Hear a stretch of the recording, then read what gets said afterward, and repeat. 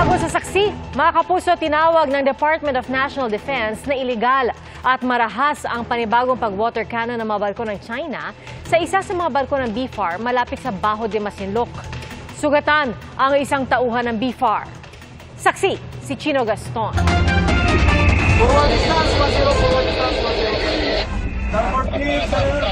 Hindi lang isa,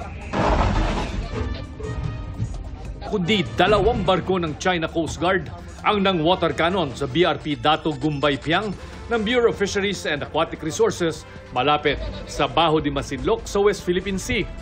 Una, ang CCG 5201 na pinatamaan ng water cannon ang kanang bahagi ng barko pasado alas 9 ng umaga. Ayon sa PCG, halos kalahating oras tumagal ang agresibong aksyon ng China kaya nabasag ang bintana ng barko at nag-short circuit ang electronics at air conditioning ng barko. Sugatan ang isang tauhan ng BFAR.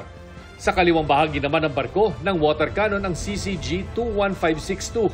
Isang Chinese maritime militia vessel din ang nagsagawa ng delikadong pagmamaniobra o nagtangkang mang-water cannon sa BRP Dato Gumbay Piang. Nakaiwas ang barko ng BFAR. Patuloy na hinarangan ng dalawang CCG vessel ang barko ng Pilipinas hanggang sa makalayo ito.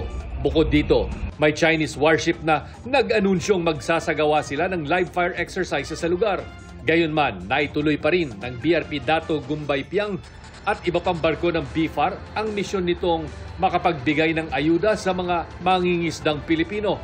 Sa isang ulat mula Reuters, sinabi ng China Coast Guard na winoter cannon nila ang mga barko ng Pilipinas sa Bajo de Masinloc dahil umano sa iligal na panghihimasok at dahil binangga umano ang isang barko ng China ng barko ng Philippine Coast Guard na may bow number 3014.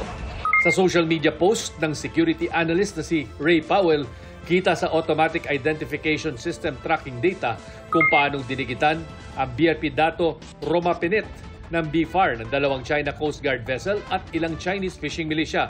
Dinigitan din ng barko ng China Coast Guard at Chinese fishing militia ang BRP Gabriela Silang at BRP Dato Taradapit. Pero hindi malinaw kung nagkaroon nga ng banggaan. We are still checking. So far we are awaiting the results of the coordination with our counterpart agencies. Para sa GMA Integrated News, ako si Chino Gaston, ang inyong saksi. Mga kapuso, maging una sa saksi. Mag-subscribe sa GMA Integrated News sa YouTube para sa iba't ibang balita.